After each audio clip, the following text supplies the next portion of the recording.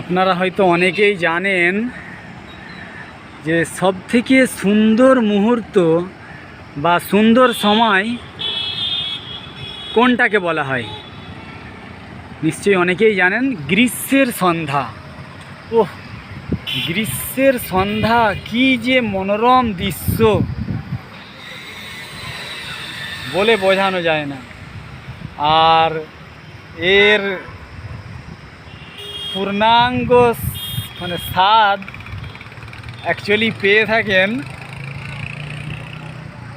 যাদের মধ্যে কিছু কবিপানা ভাব থাকে। তারা এই সন্ধ্যাটাকে খুব সুন্দর উপভোগ করতে পারে।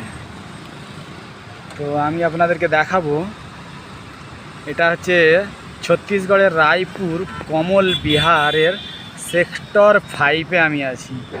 আর কি যে অপূর্ব লাগছে দেখতে, তাই একটু ভিডিও করে দেখানোর ইচ্ছে হলো। আর এই সন্ধ্যাবেলা যদি পাশে দু একটা বন্ধু বান্ধব থাকে, কতই না ভালো লাগে।